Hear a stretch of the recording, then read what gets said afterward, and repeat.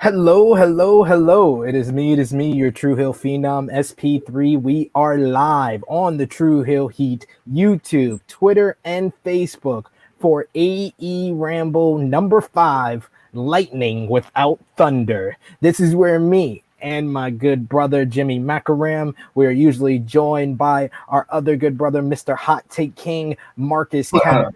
We go through all Elite Wrestling Wednesday Night Dynamite, and we let you know what we thought about each segment, and we give you a rating at the end, MVP, LVP. We break down the entire show, and we're going to sprinkle in a little bit of talk of AEW's debut edition of Rampage as well.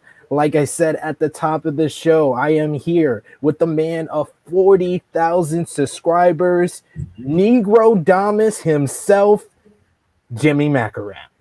Hey, what's going on, y'all? I don't know what the AEW rating was. I said it'd be under 1 million. You guys let me know what it was. I didn't catch it. I don't think.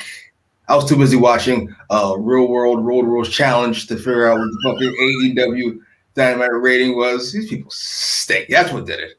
That Road Rules Challenge. Oh, if you missed us last week, if you missed it last week, Jimmy Macram made a Charles Barkley-esque guarantee that AEW Dynamite would not do 1 million viewers after 4 straight weeks of 1 million viewers for AEW Dynamite. He was so adamant that the AEW Homecoming edition would bring down the ratings that he guaranteed.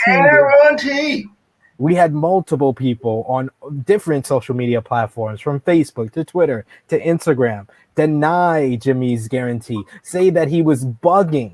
And Jimmy was in fact correct.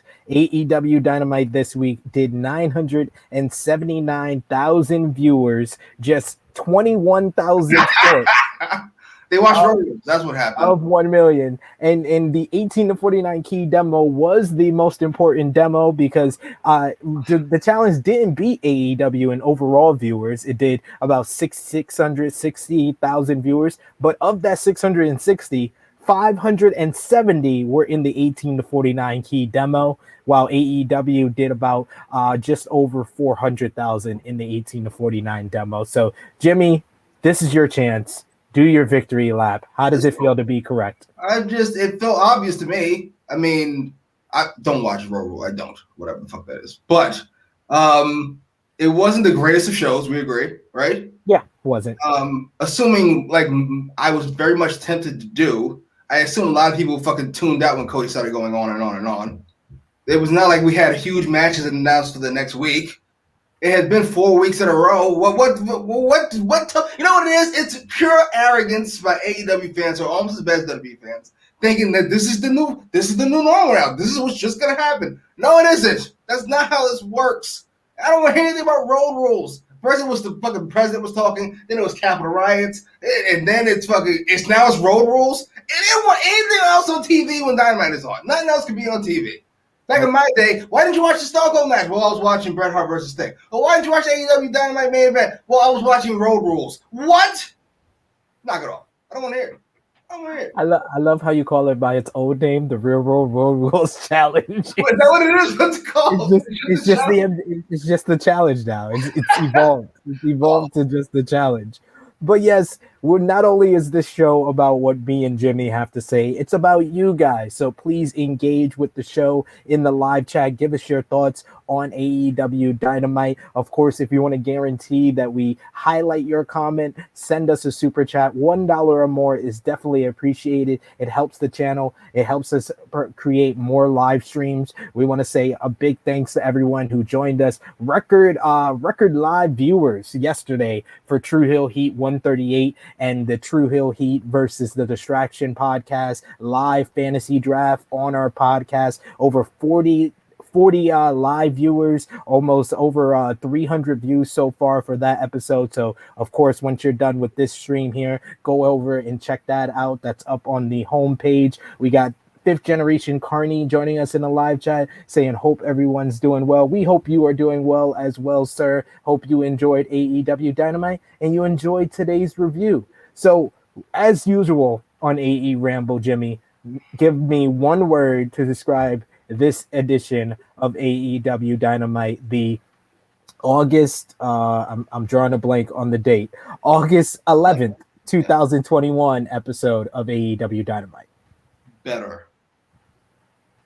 Simple yet effective. I want to say steering the ship, because there was a lot of stuff that could have gone wrong, but they steered the ship between Dynamite and Rampage for the stuff that was not greeted the best. They definitely made it better on this edition. So let's start off with the opening. They went through the lineup for tonight with MJF's fourth Labour of Jericho with Chris Jericho versus Wardlow. You also had Chris Statlander versus Nyla Rose, Daniel Garcia versus Darby Allin, and our opener, which was the six-man tag team match of the Elite versus Dante Martin and the Sydal brothers. First up, though, before we got to the matchup, we had MJF is backstage somewhere with Wardlow and an apple. He says he's beaten Jericho twice, and Jericho has never beaten him. This eats at him, and he's gone through hell just to get to MJF. Even MJF feels a little bad for him. He's so close to his ultimate goal, but he will be stopped at number 4 with Wardlow, the most dangerous and volatile, fastest and strongest big man this sport has ever seen. MJF wants to throw a little scenario at Jericho. Let's just say Hercules vanquishes MJF's Titan and gets the matchup with MJF. Will he have gone through it all only to find that MJF is still better than Jericho and he knows it? Another excellent promo by Maxwell Jacob Freeman. And Wardlow says that he'll beat Jericho. And MJF just throws a little snide remark saying that he mocks the loss that Wardlow took to Cody inside the steel cage and tells him that he better get the job done. And then he hands him the eaten apple, and Wardlow crushes it. What did you think about this little promo to promote tonight's main event? I'm glad they did it, first of all. I very much get on that case about not doing things like that. Number one, I assume MJF likes apples because I always felt like he should be douchey enough to eat a different fruit. Apple's a little too plain. I don't know, a peach, a plum maybe? I don't know. They're out of season, Jimmy. Anyway, I think at this point, most of us guessed the finish. That MJF's going to fuck this up somehow, or there'll be a miscommunication or something of some kind. I'm glad that we're picking this back up because I feel like Wardlow is fading into the background when it comes to this group. I mean, it's just so many of them, I would imagine. But I'm still not sold on this labor at this point, and I don't think any of us are. But I did think of a way to save it while I was watching this. Wardlow should go over, and then we'll figure out another way to do the match. That was a very interesting way. I thought maybe a disqualification because AEW doesn't do disqualifications very much, and you know the story that would become of the match, it would have made sense for a disqualification, but we will get to that. We got to start with the opener that was the Elite here to verse Dante Martin and the Sydal brothers. This could have been very much a squash match or a one-sided affair with the AEW World Champion and AEW World Tag Team Champions teaming up, the ultimate trio in AEW, the Elite, versus Dante Martin, Matt, and Mike Sydal. But this was not. This was all action, nonstop, going back and forth.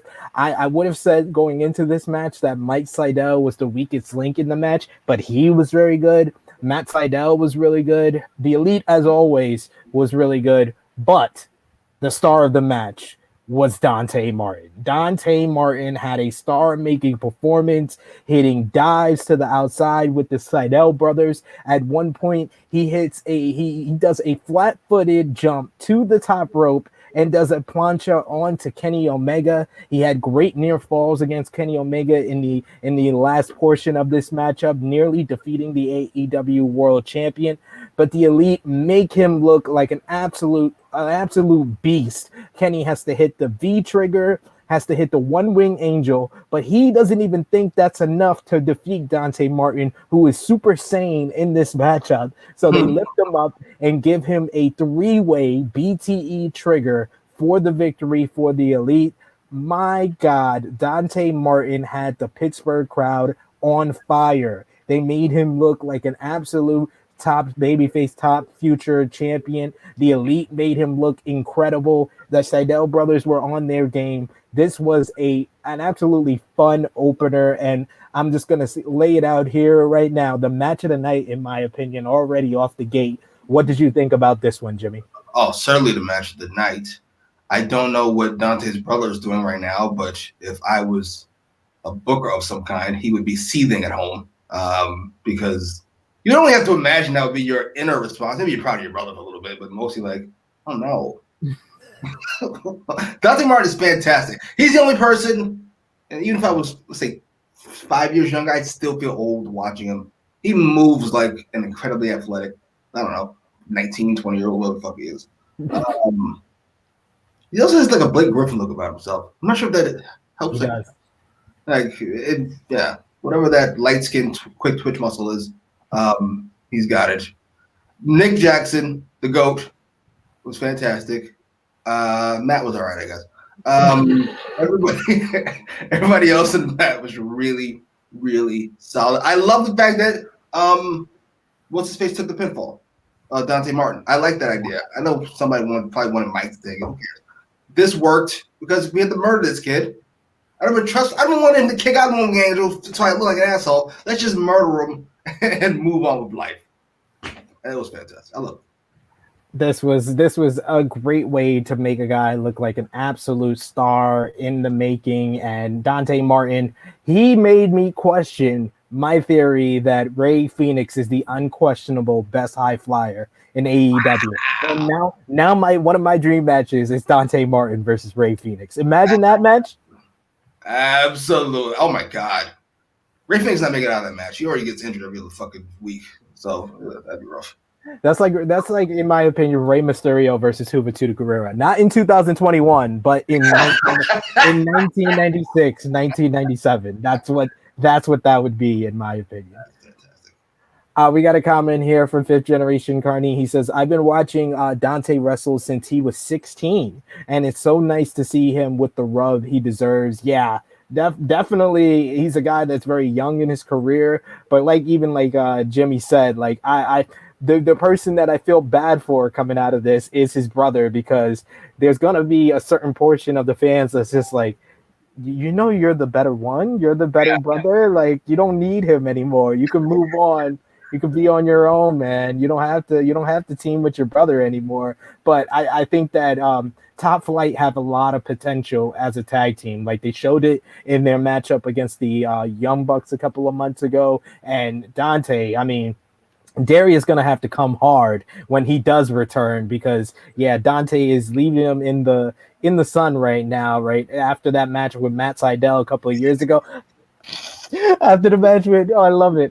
We got the crying Jordan face on Darius Martin. After the matchup a couple of weeks back with Matt Sydal, and then this one, he looks like an absolute star now. I don't know what you do though. Whatever, we'll see. We will see. There's a lot of great tag teams in AEW, and they would just add to that. So next, we had Tony Schiavone trying to get a word with the Elite following their victory in this 6-man tag match. But they are as soon as Don Callis gets in there, he takes the mic. He says it's great to be out here with the greatest tag team in the history of, and he's interrupted by Christian Cage. AEW promos interrupted after one sentence. Is that what you're telling me? Shocker, right? Shocker. This is following Excalibur during the entrance for the Elite, announcing that Christian Cage, the number one contender, will face Kenny Omega for the AEW World Championship at All Out. Then we had a formal announcement of that to the fans in Pittsburgh, and they were none too pleased. It sounded like they booed that a little bit. They gave CM Punk chants. But that soon turned around as soon as Christian started cutting his promo. First, it was Don Callis calling him a Stanford stooge, and he wonders if Christian is really this dumb. He's outnumbered. Of course, Christian comes out with Jurassic Express when we return from commercial break. All the men are inside of the ring. Don announces, like I said, that Christian is getting the shot, which got a negative reaction from the fans in Pittsburgh. And he talks about Christian having one of the best finishers he's ever seen, and Kenny can't wait to kick out of it.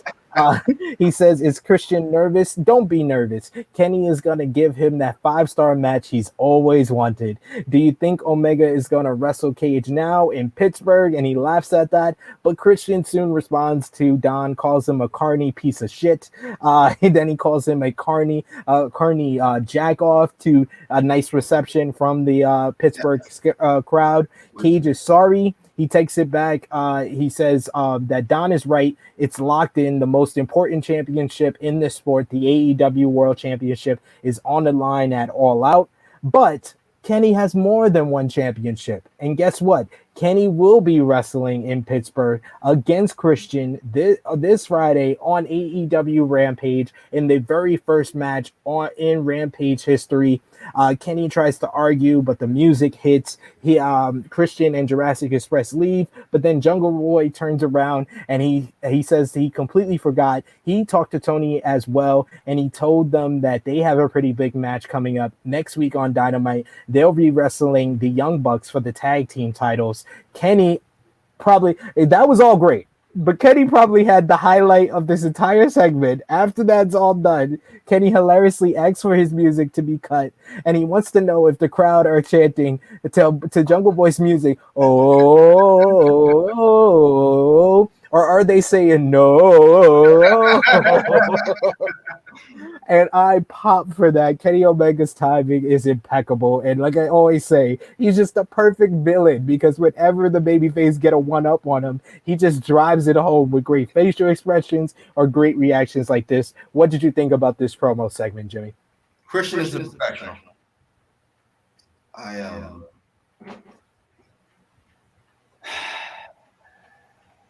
Jungle Boy Ball.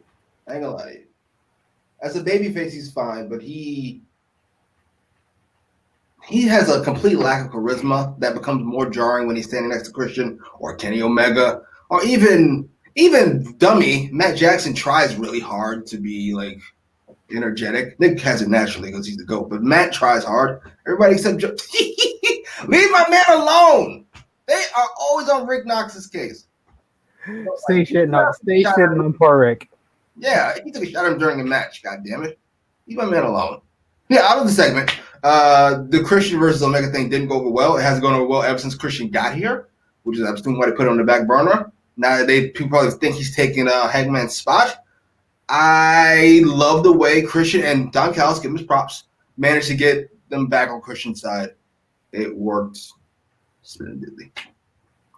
Yes, it was a great way to set up 2 title matches, an effective way to kind of get the fans back on Christian's side. But there was probably still people skeptical of the Christian Kenny Omega All Out match, which brings us to AEW Rampage this week and the opening matchup, which was for the Impact World Championship. First of all, what did you think about the opening to Rampage and the 4-man announce team of Excalibur, Mark Henry, Chris Jericho, and Taz? I'm so glad we didn't start with fucking this, because I want to start on a positive note.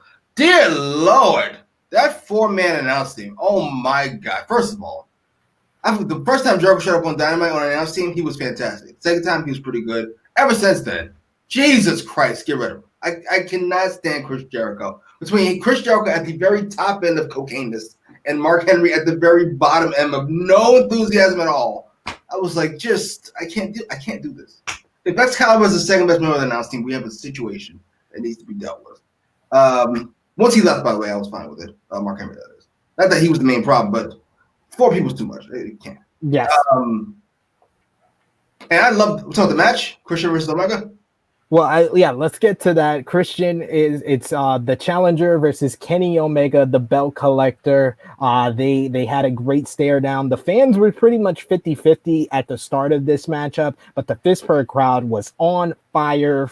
I felt like they were louder for Rampage than they were for AEW Dynamite. Well, besides when Pittsburgh was out there, but this one was the most energy Pittsburgh had shown between the two shows, and these guys went out there, and Kenny Omega gets a lot of slack. He gets a lot of people that say words about him.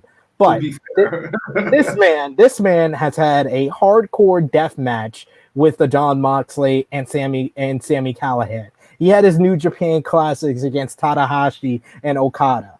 He's had great TV matches against like Trent and Jungle Boy. This man went out there and had a prototypical Christian Cage type of matchup. Heavy on reversals, made Christian look like an absolute star. This is the best that Christian has looked since he's came to AEW, and they just had an excellent opener. Christian had great near falls with the stuff we've been talking about. Him winning with the spear, him winning with the frog splash, made for awesome near falls that just got the fans more behind him, rally behind him. In the end, it was Don Callis distracting the referee, which was Brian Hebner of Impact Wrestling, and Kenny Omega hits a low blow. The Young Bucks come down and give him a steel chair. They think everything's fine and dandy. Kenny Omega's going to hit the one-wing angel on the steel chair, but Christian, the master of reversals and counters that, gets into the unprettier, the greatest, and I'm going to say this, I'm going to emphasize this, the greatest sell of an unprettier I've ever seen. Kenny Omega died on this unprettier. He died on this unprettier on the folded steel chair, and Christian pins him 1, 2, 3 to an enormous reaction from the Pittsburgh crowd, and Christian is your unified Impact and TNA world champion. Kenny Omega is the belt collector no more. For the first time in over 700 days, Kenny Omega has lost a singles match in AEW. My God, this was masterful booking, masterful professional wrestling. They made a match that the fans of Pittsburgh booed on Wednesday, cheer for it, and they left enough on the bone where you can tell that these two men can have an even better match at All Out. It not only does that, but it sets up a champion versus champion match. Can Kenny Omega get his belt back? Christian has proven he can beat Kenny Omega, which was probably one of the main reasons why people were against this, because although Christian is undefeated, he hasn't beat anybody of the credentials of Kenny Omega. But this was just great in elevating and adding steam to All Out and making Christian look like the only guy who's capable of beating Kenny Omega. Jimmy, what was your thoughts on the match? Wow. You sold some more in the match. I love that match, though. I loved that match. The crowd was impossibly high. It's been a while since I've seen that for that long. It was 20 minutes and losing their fucking minds. I must say, I don't know if Kenny carried him or they did. You know what? You said it right. They had Christian's match, which I enjoyed. Let's not go crazy. This was the first match we're going to have, so let's fucking tamp it down a little bit. We did everything we're supposed to do. Christian, as we mentioned, set up his fucking near falls weeks ago. Unlike somebody else who doesn't do V-triggers to win matches, they hit 12 of them every goddamn second. He set up his near falls weeks ago. Spear, frog splash. Fucking Omega's, I get. That's one thing I never knock Cornette on. I can get it. Like, I find Omega to be the best wrestler outside of Japan I've seen. I get why that could bother you. It's very...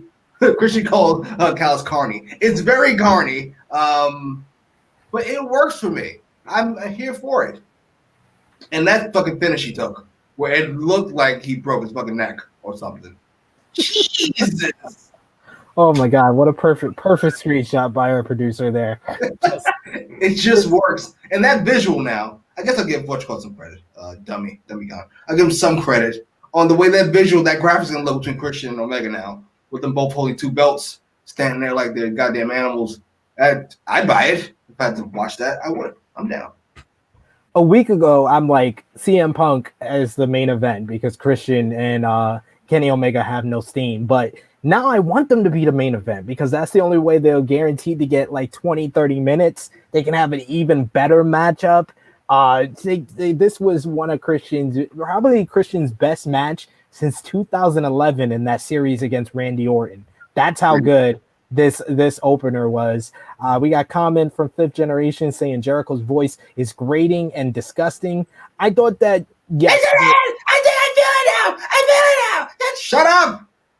Jericho got grating as the night went on for sure, 100%. But in this matchup, I felt like he was very much needed. He's the only guy on commentary that's been in the ring with both guys. The only guy in AEW who can really talk about being in the ring with both guys. So I liked him here. But yeah, as the night went on, especially the beginning, and as the night went on, when he's like screaming in the mic, like, "We're here for Rampage. We're here."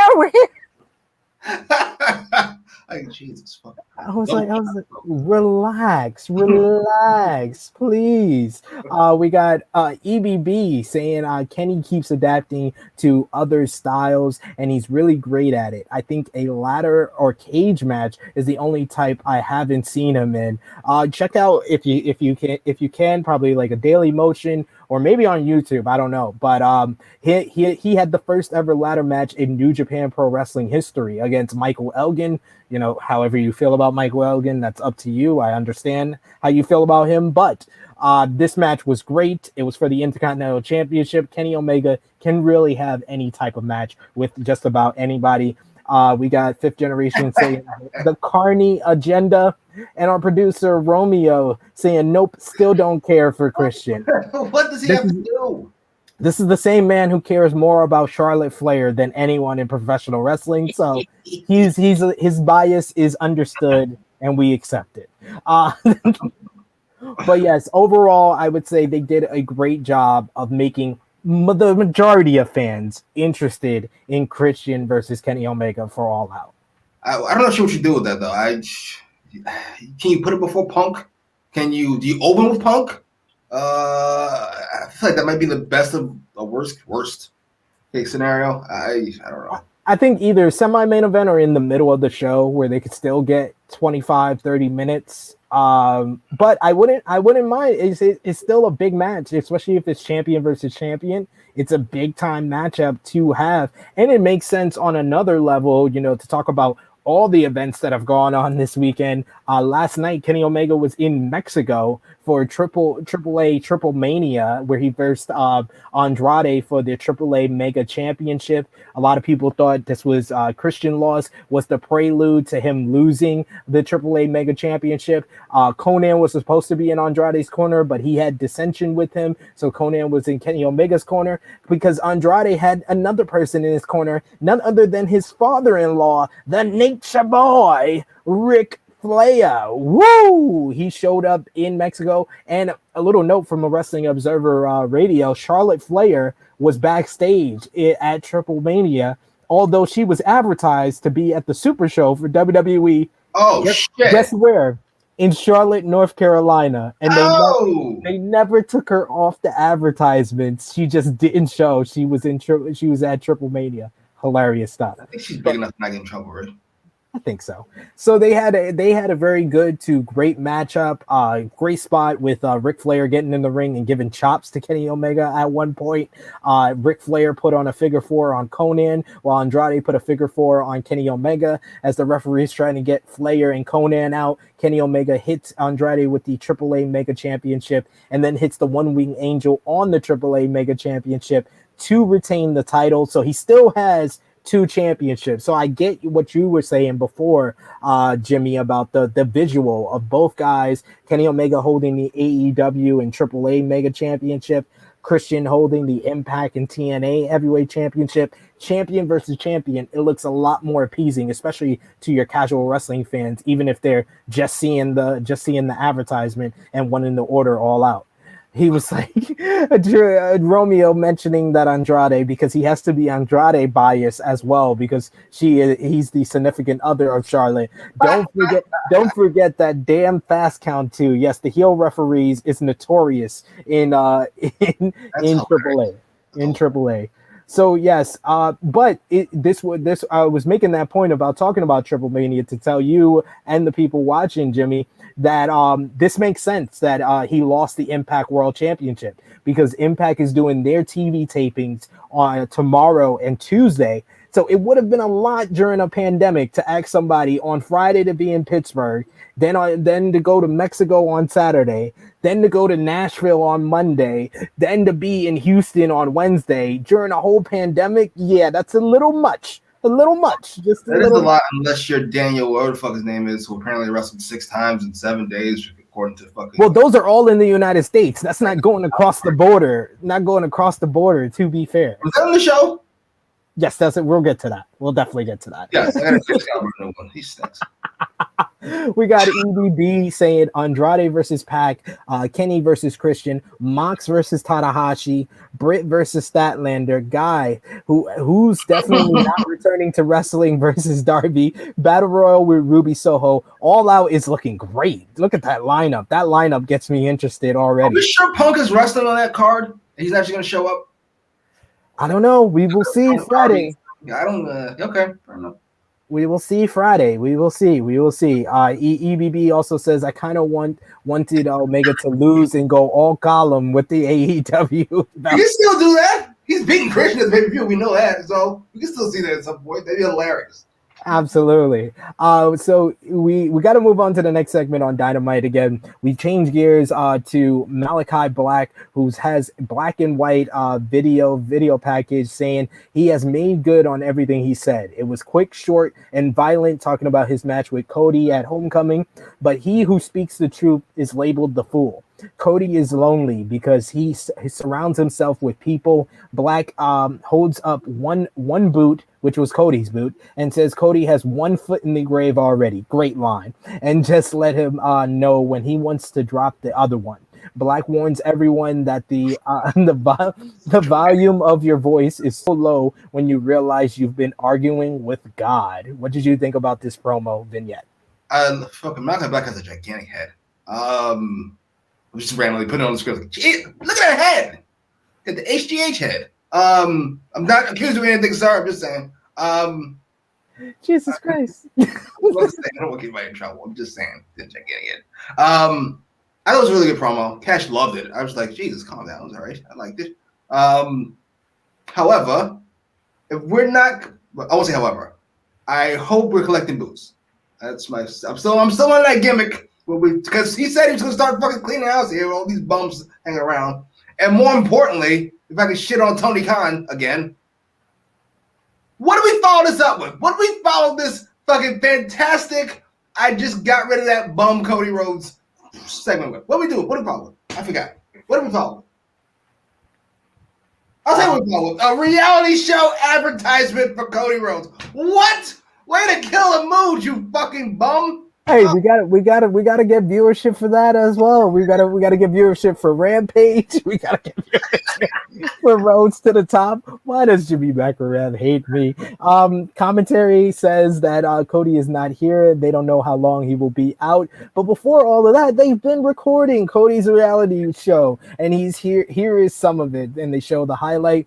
We then, to better stuff, go to Miro, who gets a promo telling us he'll face Fuego del Sol, and the title is on the line on Rampage, which brings us to the second match on Rampage, which, in my opinion, Jimmy, I don't know about you, this was one of the best 3-minute squashes I've seen in quite some time.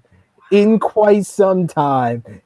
del Sol knows that he is outmatched by Miro. So before the bell, he hits his tornado DDT, which is his signature move. It was always a part of the story of him losing so many matches. And then when he finally got his first win, it was when he finally hit the tornado DDT. So he hits it before the bell.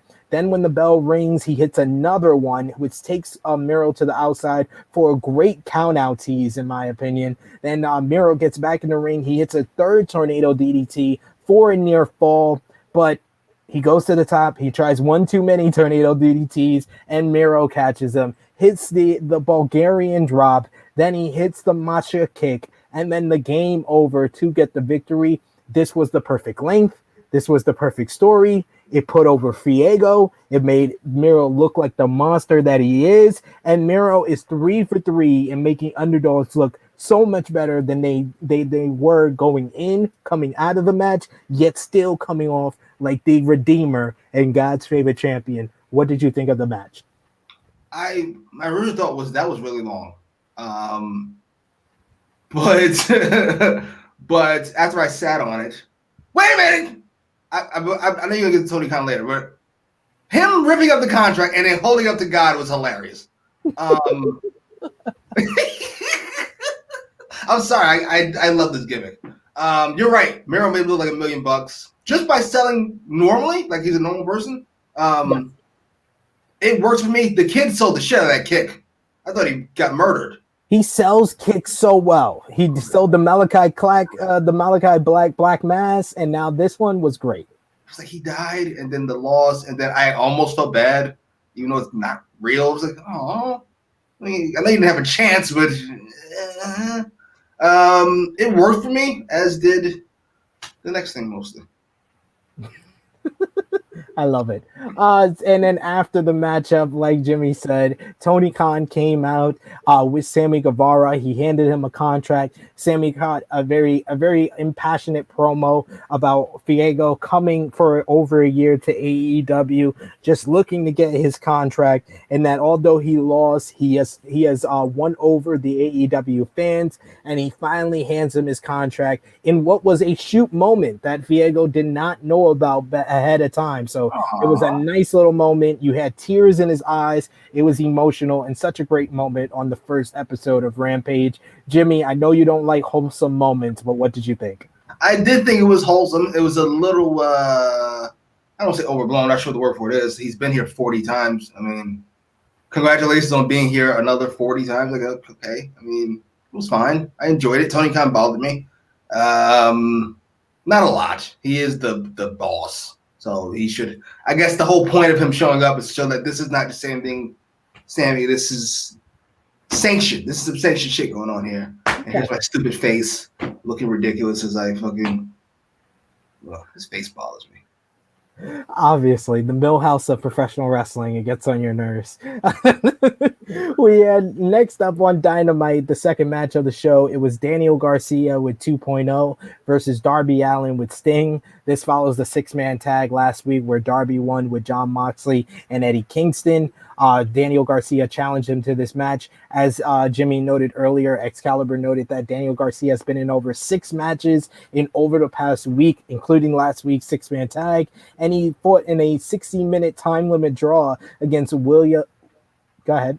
No, you got it. I will make sure you got who it was against. Against Wheeler Yuta on IWTV 100. This match was I thought it was very solid. Daniel Garcia is a great technical wrestler. He was tying up Darby in knots, but he got too aggressive at the later stages of this match, getting frustrated with not tapping out Darby. He started slapping him, and that allowed Darby to wake up. Darby slapped him back. He hit his big stunner type move, then went to the top, hit the coffin drop, and got the 1, 2, 3. I thought that this was another great match in making the guy who was losing look better than he did going in. When you know that Daniel Garcia is an exceptional technical wrestler now, but Darby Allin gets the win and keeps his momentum going. What did you think? Daniel Garcia is, I think, 22 years old, they said. Oh, wait a minute. Before I get to that, because that reminds me. Let me ask you a question. How long has Excalibur been doing commentary? Like, in general, not just AEW, in general. In general, probably about 15 years. Jesus! That's not what I thought you were going to say. Okay, never mind. He's just an idiot. Listen, let's say it comes with experience. Apparently not. He's just a moron. Listen, this is where he's good at. The 6 days thing, I love that as an idea, that he's in the groove, that he is a workhorse, that he is an animal, and now he has 60 minutes. I leave out who the 60 minutes is with, because we just think we need to get crushed twice in a row. Why the fuck we had 60 minutes? Anyway, that's the point. The whole point is he's an animal. Is he gonna have enough in the tank to fight Darby Allin? Wait a minute, Darby Allin's so good now he can't beat fucking Daniel, and now he might not even be a weakened Daniel. What are we even talking about? Luckily, JR, who is a professional, says he's 22. He could do this for years. That aside, Excalibur is fucking idiocy. Half idiocy, we'll say. I thought the match was fine. Daniel Garcia's got to get rid of the fucking Red Death on his pants. First of all, it's an awful name for somebody who's tiny. And number two, it's in like Windows 95 font. It looks ridiculous. I'm sorry. I cannot take him seriously as a badass. You know, he looks like a badass, by the way. He's got a great face. He's got the fucking old Blake Griffin haircut. He looks like an animal. And I thought this match did a lot for him, and I'm glad Darby gave it to him. Darby's one of the guys who can give you that because he's very slight, and his energy is very out of nowhere. And I was fine with it. I love Deuce and Domino 2.0. They add a lot to me. 2.0, I'm sorry, I just got to say this. They were on NXT for over a year. They got very small spots. They were always funny in their small spots, but I feel like they have gotten over in AEW a hell of a lot more in 2 weeks than they did in over a year in NXT. They are the perfect founder. They are the perfect lackeys type guys to just get the shit beat out of them. After the match, they jumped Darby Allin, and then that didn't last long as Sting came through and beat their ass, beats them up the stage. Darby hits a spear on one of them. Sting keeps whooping their ass, and this sets up a Texas Tornado match in Houston, Texas next week, as it's going to be Sting and Darby Allin versus 2.0 in Sting's first AEW Dynamite match since his arrival. What did you think about the post-match?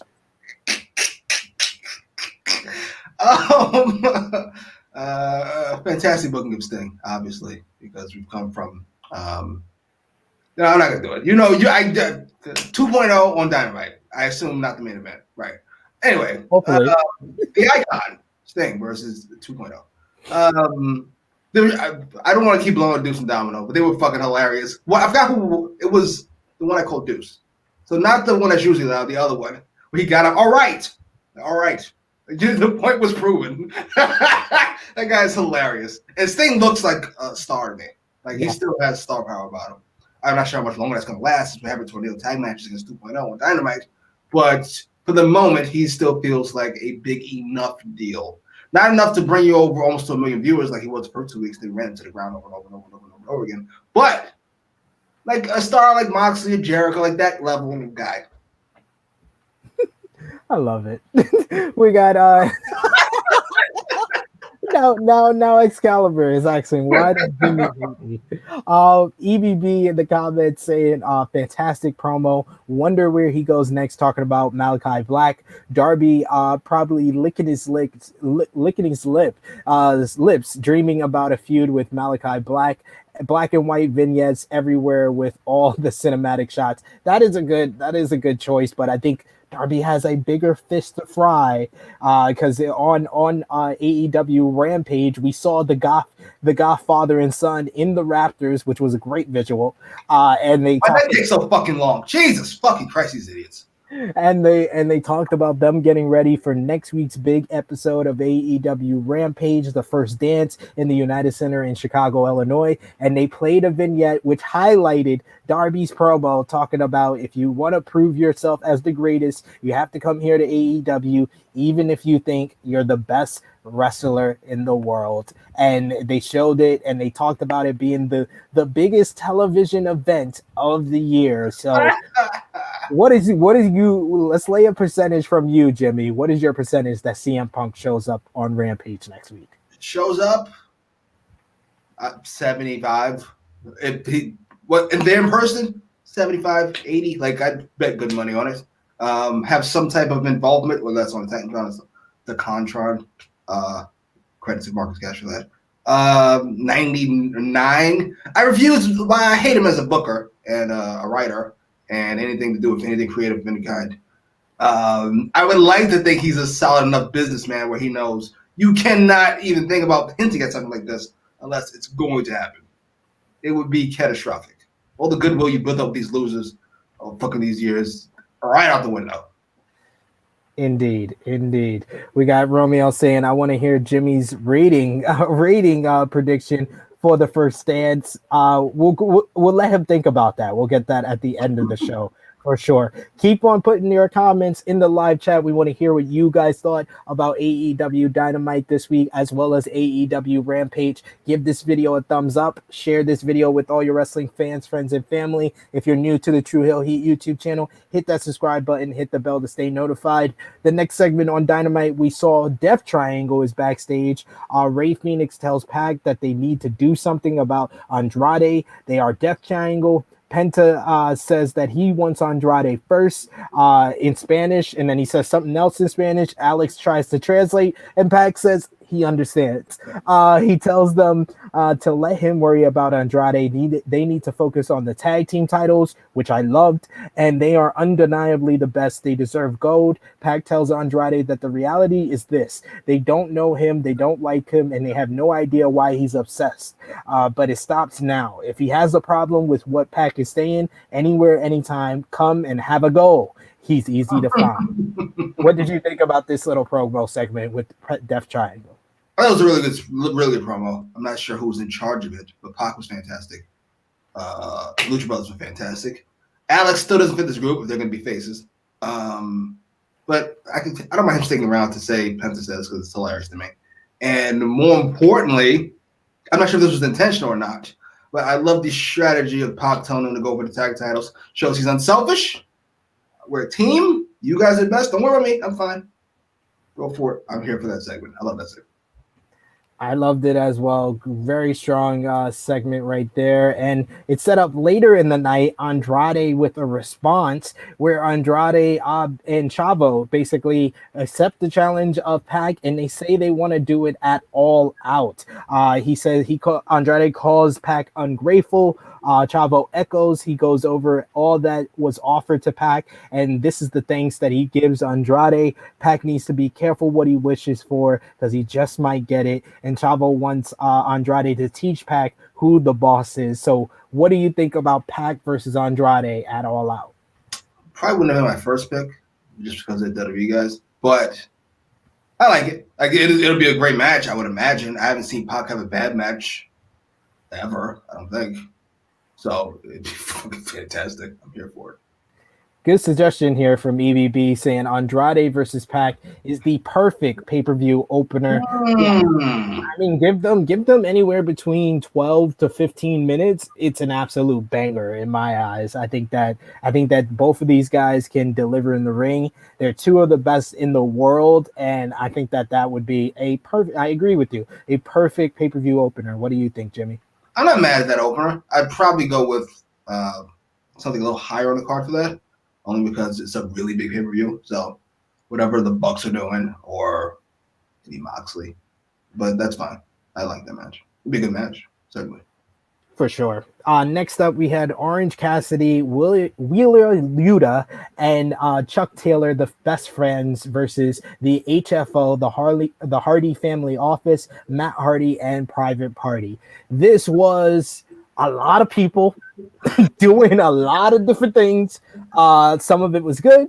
Some of it is bad. I love the opening with Orange Cassidy and Matt Hardy, the delete and putting his hands in his pockets. I love Orange Cassidy mocking Matt Hardy with the fall from the highest length possible Orange Cassidy can go, which was the first turnbuckle, and hitting a splash on Matt for a 1 count. This got really outrageous at the end, though. A lot of people get involved on the outside. The rest of HFO, Jack Evans attacking Orange Cassidy. You had Nyla Rose come down and attack Chris Statlander. This eventually led to Wheeler Yuta being in the ring. Matt Hardy throws Isaiah at Yuta, and then he hits the twist of fate to get the victory for the Hardy Family Office. I thought that this was very clunky at times, but overall a good match. It was a lot of fun, so I will accept all the clunkiness that it was involved. What did you think, Jimmy? I will not. This fucking perfectly illustrated the problem to me. And the problem with all this is Matt Hardy. Now listen, I know you and Cash, I'm not sure if you guys loved it or just said it's the best thing Matt Hardy's done since he got here, but I didn't like it. I don't like it, and I'm over it. You talk about Christian being inoffensive. Matt Hardy is the very definition of that, except worse. This group he has is a mess. Can we agree on that? Look at this group. There's no unifying factor. None of them go together. We sat there for the commercial break trying to figure out who you should remove from this group to make this group fit, and you can't. None of them fit together at all. You got to remove like multiple fucking pieces. This was all right when it was just Hardy and Private Party. Right? And then I get it. He's a businessman. He's going to take this. He's going to take that. None of this works. I would get rid of Matt Hardy. Matter of fact, wait a minute. You know what I would do? I know we're not booking. This is what I would do. Malachi Black starts going on a fucking rampage, and we're getting rid of all these bums. We're getting rid of Dustin Rhodes. We're getting rid of Matt Hardy. I don't know who else. Somebody else old. Where's Big Show at? Oh, then we're going to start up Big Show. I know it's coming up. We're getting rid of all these bums. They all go. We have people trying to trigger Jimmy in the comments. EBB saying, just to annoy Jimmy, I hope Matt Hardy never goes away. HFO in the main event scene, please. We have Jedediah Steele. Thank you for joining us. Saying TH2 bigger than the HFO. That's what you got for that? What about Blade? What about the Bunny? What about Private Party? No bigger than those bums. You know, like what's the case? We got EBB also saying Pac, in my opinion, is the most underrated, highly rated wrestler. He's rated highly, but still not enough. He has no flaws. He does have no flaws at all. I agree with that. And I love that Romeo is now truly heel heat. He says, yeah, HFO not working for me. Clearly it's not working for him too, because he can't stop making babies. That was just a rumor about the fifth baby. He's Rebby confirmed that she's not pregnant at the very least. Next up, we had a very short video package with Santana and Ortiz telling FTR to wrap that shit up, talking about the hole in Cash Wheeler's arm and keep on pushing.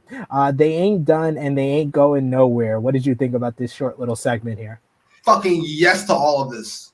God damn it, Santana's a star. You see it. And I gotta be honest, Ortiz is coming across more and more like a star to me. Maybe he's more comfortable behind the mic. He just feels like they feel like animals now, so to speak.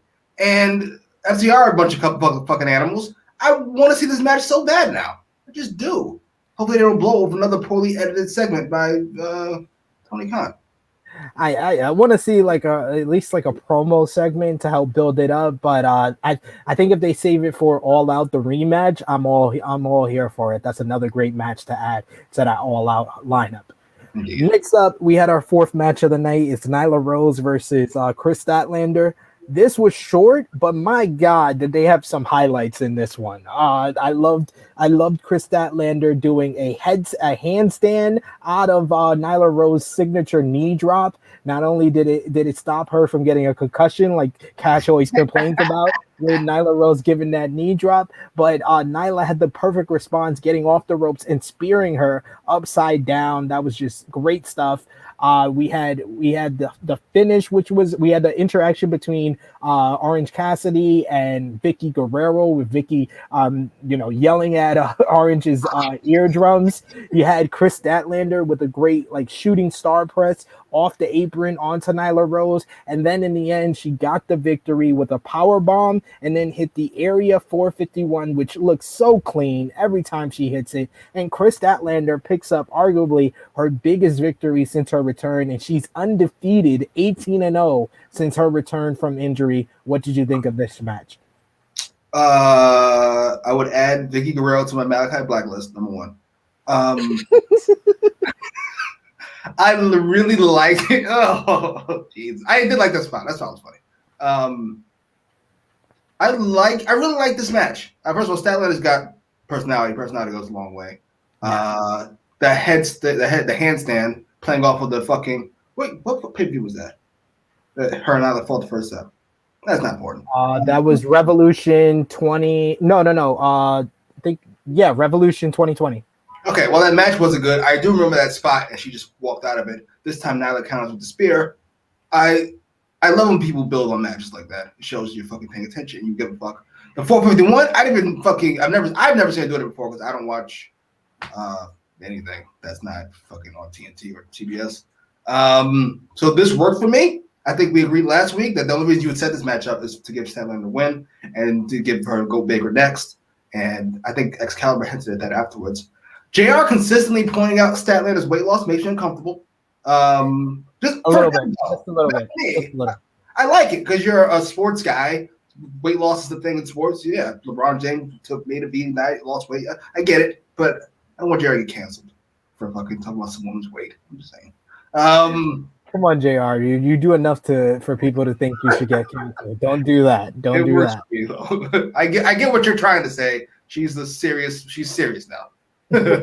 She's seriousness. So yes, good stuff all around, and this seems to set up Chris Statlander as the number one contender for the AEW Women's World Championship. We will get to that shortly. Backstage, following this matchup, you had the Young Bucks have something to say. They are in prototypical, obnoxious, ridiculous mode, but it's awesome and it's entertaining every single time. They have a basketball like last week, and Cutler is behind them. They say goodbye to Hangman, and then after the BTE trigger assault from last week, and then they talk about their 6-man earlier. They said they dominated the past year, and they've shown it over and over again. No one is in their league, and next week it's as easy as a layup. Nick goes for the shot, and then Luchasaurus comes out of nowhere, blocks it, and passes it to Jungle Boy, who comes in with the layup after Luchasaurus gives a pick to Matt Jackson. That's nice. Lucha stands tall and says, "Not in my house," as Jungle Boy dunks the ball. Matt calls this a foul, as well as Nick Jackson says it's a foul. He does a comedy sell after the block, which was hilarious. And Cutler comes in and says, "No, it was all ball." And Nick says, "Shut up, Brandon." And Matt says, "Shut up, Cutler." And this was just hilarious to me. What did you think? Something about them being heels works for me. Usually this makes me sick, but I buy the ridiculousness of all of it. I buy that they're preposterous. I'm here for it. I'm here for this. I'm here for it as well. We got a couple of comments here. Jediah still saying Butch and Blade have been bummy since the start, and I think Private Party and Hardy worked at first. He also says Vicky needs the black mask more than anyone. We're handing them out. We're taking shoes. Taking it out. And Romeo says, "I like Orange Cassidy and Statlander's chemistry. I do as well. They should develop an on-screen romance. Think it could be entertaining." I don't think they need to go better. I don't think they need to go that overt with it. It's already kind of implied, and I'm okay with that. And to be fair, she's been attacked twice, and Dummy has stood by and done nothing. Because he's Orange Cassidy. Right. To be fair. This all can make educational about not picking fuckboys. This is long-term storytelling, ladies and gentlemen. Next up, we have another edition of Homecoming, but this time it is of the Goat Breaker variety. Tony Schiavone is in the ring, and he welcomes Britt Baker to our hometown of Pittsburgh. And my God, did Britt Baker look like an absolute megastar with a megastar reaction. Britt is out in some Penguins/Steelers inspired gear. Tony brings up Red Velvet, and Britt says she really can't comment on her rise because it wouldn't be fair. She can't relate. She's always been at the top. Her fearlessness is something she can relate to, though. She wasn't afraid to step up when this company needed a new era. She wasn't afraid to step up when this city needed a champion. Love that line. This has been a difficult year for Pittsburgh, but she presents to the crowd some hope and raises the title. Speaking of hope, Red may have a glimmer of it if she was wrestling in any other city. If Red wants to swim with the sharks, she'll drag her ass to the deep end because she's that bitch on the block. This Friday, it's her and Red Velvet in the main event. Red comes out of nowhere and attacks her. Which gets a big booze. I like that. It sets up her being the heel in the matchup. The referees hold them back, and Britt holds up the title to end the segment. Before we get to what happened on Rampage, what did you think about Britt's promo? Great promo. That was her best promo work in a while. I called her good for a reason, mainly because I like her, also because she's really good. I will say this. We had talked last week about this should have been Nyla. You essentially switched Nyla with Velvet. But I got the feeling, especially at the Rampage, that they wanted to make it relatively clear that Gold Baker is still a heel. Like, this is not a babyface thing. She's just being cheered. She's still an ass of the highest order. I didn't originally like a Red Velvet coming to attack her here because it felt too heelish to me. I totally forgot to go Baker later on last week. That's why the promo was so needed. We had a couple of promos on AEW Rampage to talk about what we talked about earlier. They did Mark Henry did a promo segment with Christian after his victory, which Christian was very good in. They had a little Easter egg of Orange Cassidy in the background. I don't know how they're going to pay off on that or how that made sense. Then Mark Henry had a promo segment with both Britt and Red Velvet talking about her attack on Britt on Dynamite, and she says, "You might have forgot, but she attacked me with a goddamn crutch last week. Like, y'all acting like I'm the bad guy." My bad. And Britt says that she should have got the job done because she's gonna win here tonight. And we got to talk about the Rampage main event. I thought that this was a great choice.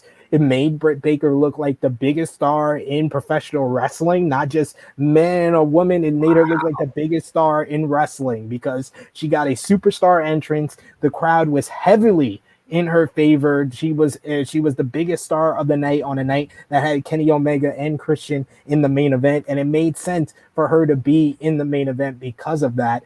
And I felt Red Velvet might have had one of her better matches. She's always stepped up when given an opportunity, whether it was in the Shaq mixed tag match against Jade Cargill with Cody, that was a match she wasn't even supposed to be in.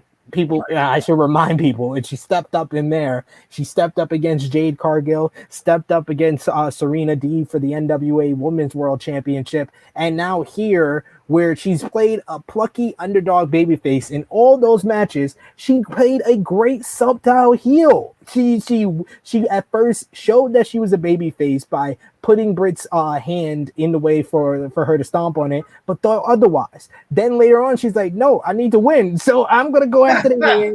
Pulls off the glove, starts attacking the broken wrist of Britt Baker, but Britt Baker fights through. She wins the match with a broken freaking wrist, just like her Pittsburgh brethren. Kurt Angle won a gold medal with a broken freaking neck, and Britt Baker puts on an inverted lockjaw with the good hand to get the victory and get the win. And I totally agree with you with the post match. They was like, fans, you got your moment with her promo on Dynamite. You got your moment with this whole entire match. Immediately after the bell, they were like, Britt Baker is a heel again. Remember that. Remember that Britt Baker is still a heel. She attacks Red Velvet. It looks like Red is about to get beat down and stomped into the title belt, but Chris Statlander makes the save. She fights off Britt Baker, but then out of nowhere, Jamie Hayter makes her return to AEW, attacks Chris Statlander. Britt Baker teased this a couple of weeks ago, said that she needed some muscle, she needed an enforcer because Rebel's injured, and that's who it is. Ironically enough, great storytelling. Once again, long-term storytelling, as Jimmy always hates for people to say. But Jamie Hayter was the person that Britt beat the last time AEW was in Pittsburgh. So a little full circle storytelling right there. Jamie Hayter was supposed to had a tryout with NXT UK, the firmly established fourth brand of WWE that no one really watches. Even the people in the UK, you can let me know in the live chat if you watch NXT UK. But I've had people from the UK tell me they don't watch it. But now she's in the main event angle on the first edition of AEW Rampage. What did you think about the match and the post match, Jimmy? Match was really good. Christian versus Omega, obviously the match tonight, but this was really good for me. Goat Baker has improved by leaps and bounds, which is really hard to do. So way to go. And I gotta be honest, Red Velvet is a lot more fluid than I remember her being. I'd go out so far as to say is good. She's just good now. I don't need to hedge my bets. She's just good. Not good for her size or good for her experience. She's just good. And I think this match worked for me. More than it should have. She was not, maybe it was the Jade stuff, but she was not thrown by being booed this loudly. She didn't seem to be bothered by it at all. No. Didn't knock her off her game. Just went with the flow. This is what we're doing. And I love the common sense. I'm going to give her, one of them credit. or maybe Omega, somebody credit for the common sense thing of, well, I can just do the move from the other side because my hand works. That was just common sense booking. Common sense right there. It was a perfect finish. What did you think about Jamie Hayter being her enforcer? The Deeb is hurt. She'd be my perfect pick. Jade is too big for that role. We would agree with that. This works. You're not getting credit for long-term storytelling for accidentally fucking. This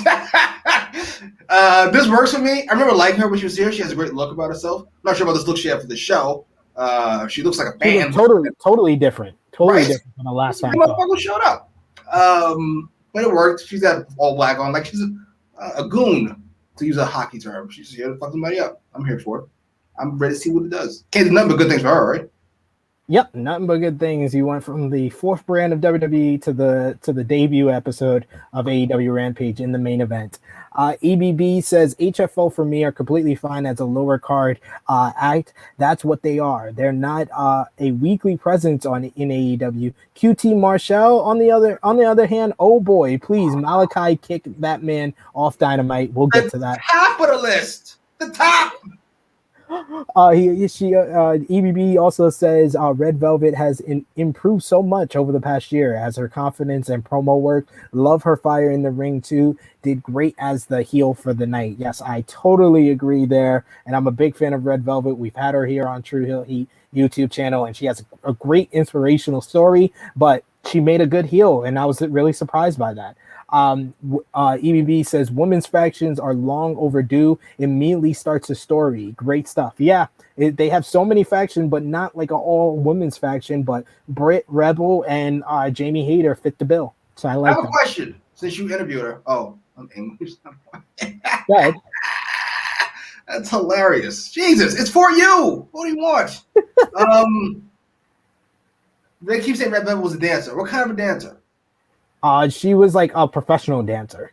Like she did like ballet, and I think she did like some Jaguars. I think she was doing stuff for the Jaguars. The reason why she was like originally out for a while, like she came on AEW and then was out for a while, she took care of her mother who had COVID-19, and then helped her get back to health, but she got COVID-19 in the process. AEW kind of kept in contact with her, brought her back in, and she's been, coming through on the opportunities she's been given. So, like I said, great stuff. Romeo says Britt looked like a star, no doubt, but still not worthy of being the top overall pick in a fantasy draft. Yes, I felt like Top Guy JJ was possessed by Jimmy Macram and Marcus Cash, as yesterday during the True Hill Heat and Distraction fantasy draft, he chose Britt Baker as the number 1 overall pick for True Hill Heat. I don't want to come sexist, but this is men and women, right? Yes. Maybe an overreach. Maybe. I don't want to. Maybe. Hey, I was like either Kenny or Roman. It should be our number one pick. But he wanted Roman. I wanted Kenny. So I was like, all right, I guess we got to get the best woman on the board. So go for it. And you all agree to go Baker? Yeah. Slowly but surely, we're changing the world here. That's what I thought. Charlotte Flair was our 15th overall pick, 31 overall. Damn. 16 overall pick, 31 overall. Ricky Starks got a promo saying that he'll be by himself on Friday, next Wednesday actually. And if Cage is down, Hook had a great moment during this promo where he did the Cage thing, and Taz in the background just laughing was great stuff. I love that little vignette, and they're keeping this Ricky Starks, Brian Cage going in small bits with these stuff like this. The next matchup was for the Impact World Tag Team titles as the Good Brothers defended against the Dark Order of Stu Grayson and Evil Uno. I love the storytelling here with Colt Cabana being the only one to come down with the Dark Order because the other members are upset with the Dark Order leaving Hangman Page, by himself last week where he got attacked by the Elite. Nice little story, touching. Of course, Brandon Cutler was in the Good Brothers corner. We had a confrontation between Colt Cabana and Brandon Cutler. We punched him in the face. This led to the Elite Hunter, your favorite, Frankie Kazarian, coming down and taking Brandon Cutler away. In the end, Gallows distracted the referee by putting the World Tag Team title in the ring. Then Gallows distracted Garrison. They hit the gun stun on Evil Uno, and then the Magic Killer on Stu Grayson to get the victory. I thought Stu Grayson and Evil Uno were awesome during this matchup. Their comeback just had the crowd on fire. They really wanted to see them win, but the Good Brothers getting the win in the end, it worked for me. What did you think about this one? At this point in night, we've had how many matches? 3, 4? 5. That was the 5th match. How many matches have had interference of some kind? Is it all of them? Pretty much all of them. Come on, man. We got to do better than that. No, except for the elite. The elite versus Dante and... this is true. And we had the confrontation between Orange and Vicky. We didn't have any interference. That's interference. No, it's not. We're highlighting 2 people who are not in this fucking match. That's not interference. We need to clean this shit up. I think we've all noticed that as a pattern that AEW's fallen into recently. We had to clean some of this shit up. However, listen, I know this is blasphemy. It might be blasphemy. I'm not sure where they fall now. Back in my day, the people loved them. I'll be blasphemous. The Good Brothers have done nothing since they've showed up to impress me on AEW. Not a thing. Like, not maybe Anderson versus Moxley. Maybe. That was good. Everything. They've been good six man tags, and the 5-on-5 was great. They had a good match with Kenny Omega, huh?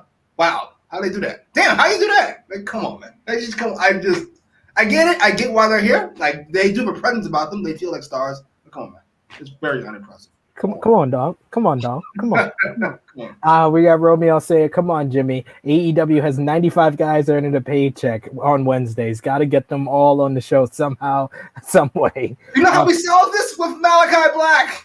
The 5th generation says every match has BS, every promo gets interrupted. and EBB says, calling it, Hangman returns post All Out, reunites with the Dark Order, specifically at the Rochester Dynamite. I would like Hangman to come out immediately after Kenny Omega beats Christian at All Out. But he's probably not going to be on All Out because he's, taking care of the family. But if he's gonna make his comeback, it needs to be either the Dynamite after All Out or the Arthur Ashe show in New York, because I could see that being a huge pop for him if he comes back there. I do like him reuniting. Yeah. Wholesome moment. QT is in the ring with Tony Schiavone. Tony wants the apology that he's been waiting for 3 weeks. QT says that his words were twisted. He said there would be an apology, not that he'd be the one apologizing. But since they don't have much time, QT will apologize for what they are about to do to Tony's son right now. Tony's son is in the front row. They pull him from the crowd. Solo holds him and QT punches him in the gut. He tells Tony to apologize. Tony apologizes for everything. QT says apology not accepted and hits the diamond cutter on Tony's son. This brings out the Big Show. I mean, Paul White, who has the actual people who did the Big Show theme in WWE do his new theme for AEW. I thought that was a great touch. Paul removes his watches, puts it in his pocket. White enters the ring and he stares down the trio. He goozles Solo. QT and Camarado lead the ring and he chokeslams Aaron Solo. I thought if this is how we're going to finally bring Paul White into the ring, it makes sense. Him and Tony Schiavone are the commentary team for AEW Dark Elevation. But Tony's son, if you're training to be a wrestler, learn how to goddamn sell, because he was up immediately after this segment was done. Jimmy, what was your thoughts?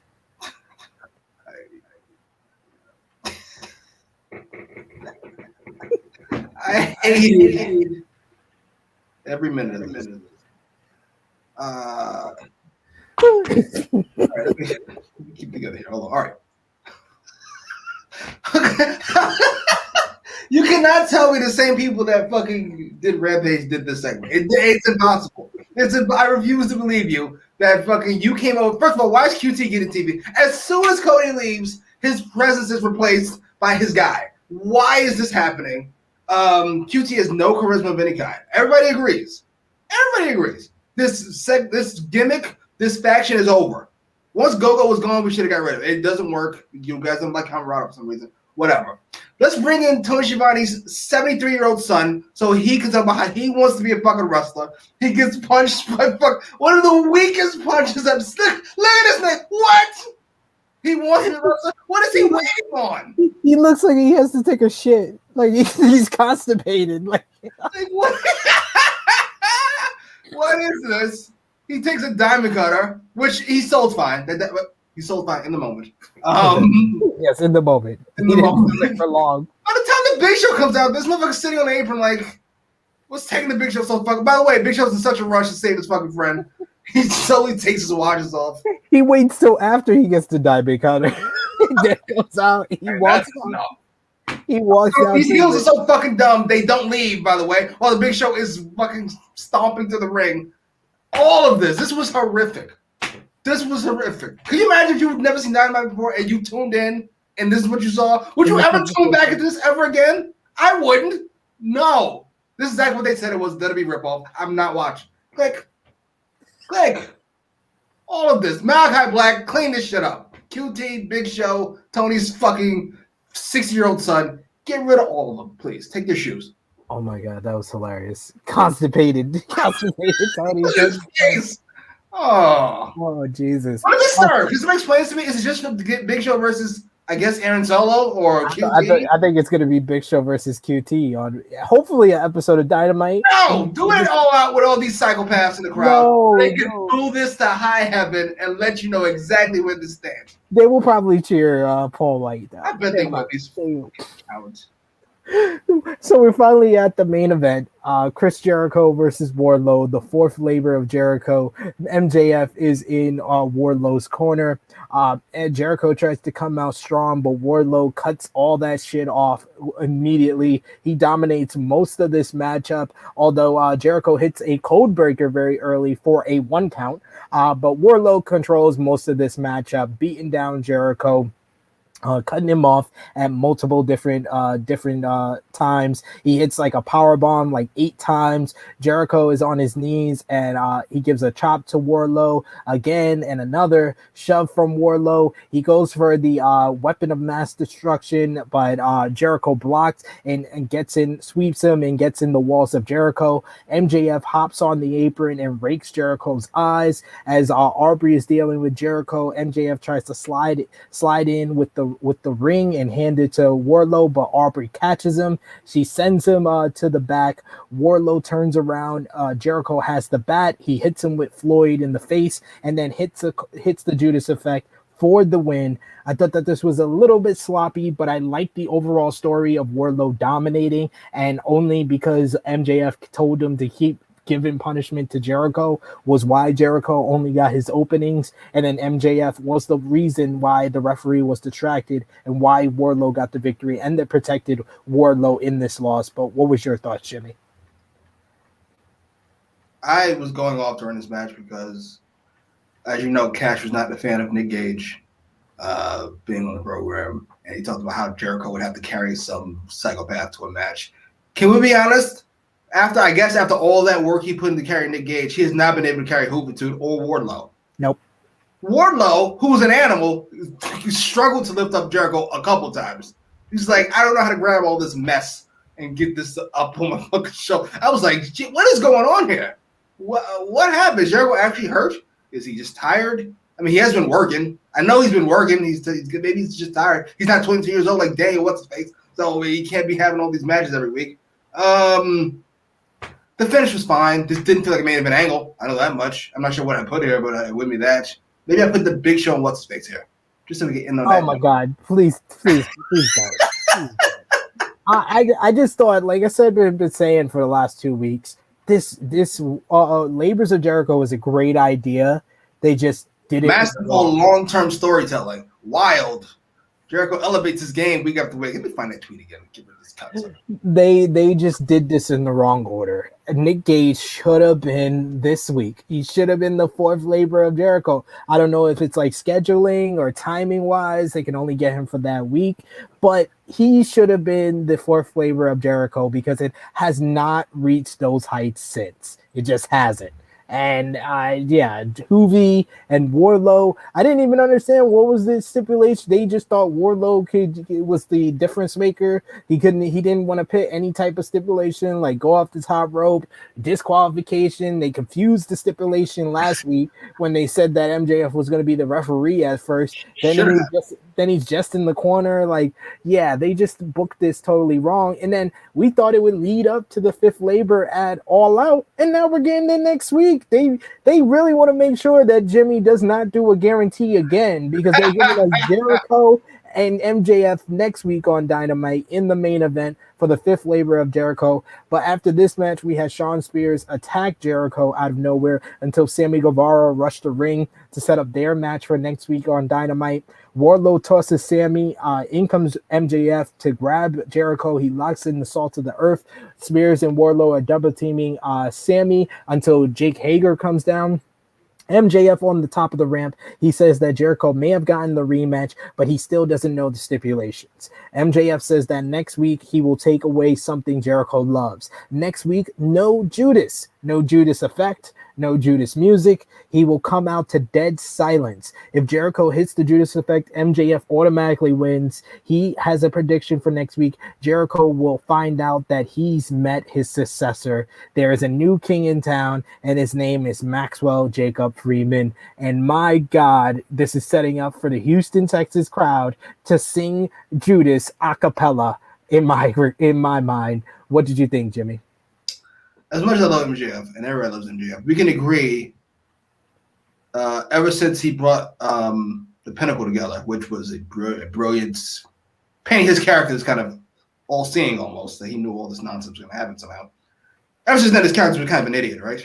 Like, yes, none of these stipulations. I mean, Nick Gage made sense. Even Shawn Spears, the first one made sense. Even the Hoovy, it was just probably the wrong time to do it. That also makes sense because you think Chris Jericho is out of shape. He can't do a top rope move. That made sense. But this week and next week, it's like, this is the best you can do? He's an idiot. I'm in Wardlow's corner, by the way. Wardlow, you don't have faith in because he lost Jake Hager already, apparently. So what do you care?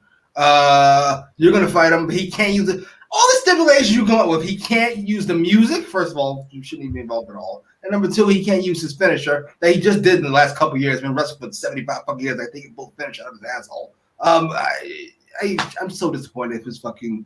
He was a genius a second ago, and now he's a moron. How about Ray Phoenix versus fucking Jericho, and you can't use the top rope move? That seems like a loss. Enough of this. I love him, Jeff. He's a fantastic promo. He had 2 tonight, which was fantastic. Yes. It's tough.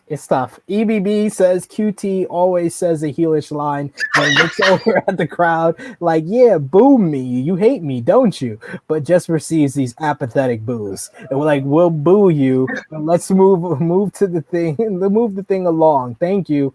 EBB also says if a Big Show feud, why not have him versus the massive caveman standing behind QT? That at least would have been a little fun. And then EBB also says the Labor should have been flipped in order before getting to MJF. Still a pretty fun month of Jericho matches. Yeah, I've been saying that for a few weeks now.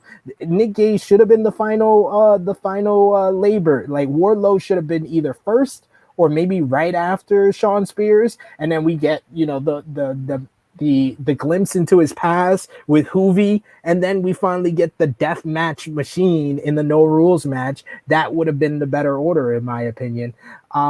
Fifth Generation says, does anyone know where the bat came from? Yeah, it was. I didn't see it in the corner at first, and then it magically appeared there. I don't know. The referee. Yep, magical prowess of Jericho. Romeo says, what do you expect out of this Jericho MJF match, and when is it? It is next week. It is no Judas, and I expect Jericho to win to somehow set up another match at All Out, because it feels like it's too short notice. Unless MJF is going to replace Darby as the opponent for CM Punk, they have to set up some type of match for All Out between either the Pinnacle and Inner Circle or Jericho and MJF, and Jericho winning this match makes them 1-1 and would set up a logical tiebreaker match for All Out. Agreed. I would assume it's going to be some type of get the fuck out match for Jericho, which I would not mind, quite frankly. So here's hoping. I don't expect a good match either time. Fine. I will get a fine match. The match they had before that, except with a lot more people running around doing things. Yeah, the Full Gear match was inoffensive. Inoffensive. Yeah, It was a nice heel versus heel matchup last year. EBB says Jericho was sloppy because he was thinking about how high his tone and voice should be on commentary for Rampage. He said, "Man needs a cup of hot milk or something." Romeo says, "It's Texas. They can't put together an a cappella performance." Come on, we're talking about the Texas crowd, not the Cowboys. We got MJF's tweet here saying, hearing a lot of people saying since Jero won't be able to come out to his music, the fans are gonna sing him out. You people are so stupid. You can barely string together a sentence. I highly doubt you can memorize a whole song. Plus the show's in Texas. MJF was fantastic. What a way to get two things over at once. I'm a dick, and please sing this fucking song. Great tweet. We got Tope Suicida, who's joining us from yesterday. Thank you for rejoining us today, good brother. He says, "Man, I hope the crowd really messes up." Well, of course they will. They've all got COVID, so they'll be. Did you just say they had COVID or wish upon them? What? We got Jedediah Steele saying Jericho is fizzling out, unfortunately. Yeah, I mean, you have five straight weeks of matches when you're like 50-something years old. It's bound and not in Hoovy shape either. You fucking he didn't. People tried to say it was Hoovy who was wrong. Nah, it was Jericho. Yeah. Tope Suicida says my pitch was MJF cheats to win or whatever. Sammy comes out and it leads to Sammy versus MJF with Jericho's in-ring career on the line. I wouldn't mind that. I wouldn't mind that at all. That's gonna be a better match. That's for damn sure. I love that match they had. You know what? I really like that idea. You know, and I have Sammy lose, quite frankly. Exactly, and he lets down his hero. Great stuff. So that brings us to a close on AEW Dynamite for August 11, 2021. Jimmy, we're gonna start with you. Who was your MVP for the night? Dynamite? Yes. Go Baker. I wanted to give it to somebody else. Unfortunately, I cannot. It's just Go Baker. It is what it is. Going with the Goat Baker in her hometown for Dynamite. And of course, you guys in the live chat, please let us know who your MVP, LVP match of the night for Dynamite as well as Rampage was, since we reviewed both shows here. My MVP for Dynamite, I'm going to go with Dante Martin. I got to go with Dante Martin. That was a show-stealing, star-making performance. I got to give an honorable mention to Dr. Goatbreaker because she was an absolute star, but I'm going to give it to Dante. MVP for Rampage, Jimmy. I wish I would have thought of Dante Martin before because I'm giving it to Goatbreaker again. I mean, that feels like an obvious one. You could go with Christian, but come on now. I can't be the president of Flame Cup and then fucking not go. Come on. I'm gonna go with I forgot what year it was. I think it was like 2001, 2002. NFL gave co-MVP to Peyton Manning and Steve McNair. I'm going with co-MVP Christian and Dr. Goat Baker, DMD. That Christian pop for his title win was amazing. Britt Baker was the biggest star, so great stuff all around. Who was your LVP for Dynamite, Jimmy? Oh, jeez. QT Marshall. Yes, absolutely. Absolutely. Don't have to think about it twice, do you? Absolutely. MVPs to everybody in that segment. LVP. I'm going with LVP to Tony's son. Tony's son gets LVP for me. Who is your LVP on Rampage? Chris Jericho. Don't think that. My LVP was Mark Henry. He was awful. He was awful as the backstage interview. Really? You don't say a whole paragraph for questions. He didn't go on long. Oh my God, he was awful. It was just bad. And who was your match of the night for Dynamite? I think it's unanimous. The 6-man opener. Yeah. Yes. And I think Rampage is also unanimous. Christian versus Omega. It is what it is. God damn. My God, what a sell. What a fucking sell. We got Romeo saying that's a good one. Jericho gets injured in the match, talking about Oh, Tope Jesus.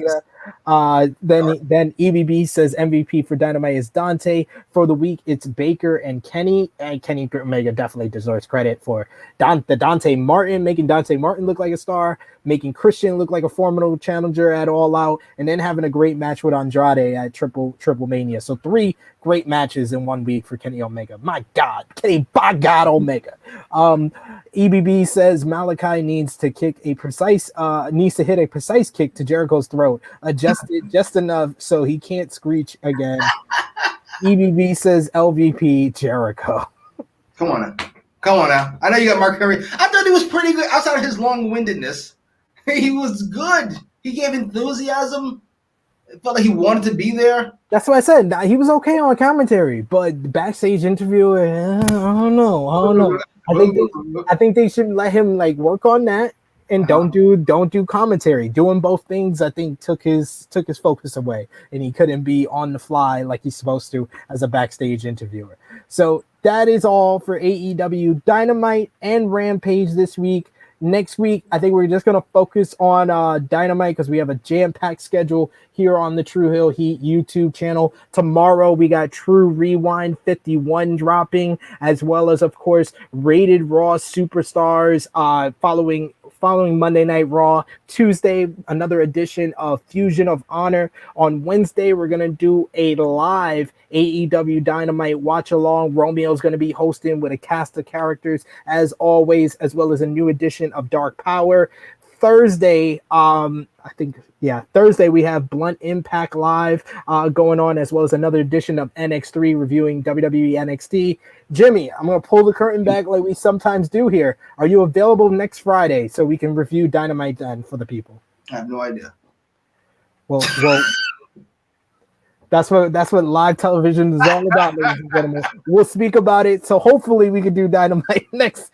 We can review Dynamite on Friday ahead of Rampage. You can check out Rampage with the folks of True Hill Heat. Romeo's going to host a live watch along to see if it is the first dance of CM Punk. Is he going to come out with the Michael Jordan 45 jersey or the 23 jersey in the United Center? And look at Darby on the background. I love that.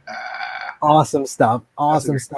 Saturday, we got the 4th anniversary of True Hill Heat 139 with special guest Alex McCarthy of Wrestling Daily and Talk Sport. So a jam-packed week, and we're going to do a live watch-along of SummerSlam on Saturday. Sunday morning, we're going to do a SummerSlam live roundtable, and then Sunday night, we're going to do a live roundtable for NXT TakeOver. So a lot in store on the True Hill Heat YouTube channel, a lot of live streams. So thank you everyone who supports our live streams. Thank you to everyone who joined us in the live chat. Fifth Generation saying thank you both you two. Thank both you two for a great show. Romeo, hope everyone has a great rest of the day. Hope you do as well, Fifth Generation. Thanks as always for the support. EUB, you were great in the comments saying great show again. Enjoy the week, lads. Thank you. Enjoyed. Jimmy, tell them people where they can find you on social media and the YouTube channel. Actually, you know what? Yes. At Jimmy Macram. I'm mostly on Twitter these days, just getting more and more upset at whatever shit he likes and retweets, because the only thing I see. I'll find that idiot on Twitter again. I'll post him next time. Yeah. And you can follow me on Twitter at TrueHillSP3. All my content, I'll put up a post later today, all the content that I've done this week, whether it be on Sportskeeda Wrestling, Wrestling Daily, right here on the True Hill Heat YouTube channel, powered for TV. There's a lot of great stuff going on. But as always, if you're new to the True Hill Heat YouTube channel, hit that subscribe button, hit the bell to stay notified for all the great content here so you always get alerted whenever a live stream or new video comes up, and follow True Hill Heat on Facebook, Twitter, and Instagram. Until next week with another edition of AEWramble as we review AEW Dynamite for August 18th, 2021. This has been our review for AEW Dynamite August 11, 2021. Jimmy, to end us off, what is your prediction for ratings for Dynamite or Rampage next week with CM Punk? That CM Punk shit, 1.3, 1.4. something like that. Dynamite, no, 1.2. I would 1.1, just in case. They think Punk might maybe 1.1, 1.4. That's my guess. I like it. He's going high. He's going high this week. I think it's going to do over 1 million next week, Dynamite. I think that this week was good enough to get the fans back over 1 million. And the challenge always goes lower in the second week. The challenge is the Kardashians on this week, and then the rating will drop again. No, that series is over, actually. That series is over. So sorry. Like this video, comment down below if you're watching this on replay, and give us your MVP, LVP, and match of the night. This has been our AEW Dynamite August 11, 2021 review for AEWramble number 5, Lightning Without Thunder. We will see you next time. Thanks for watching, as always.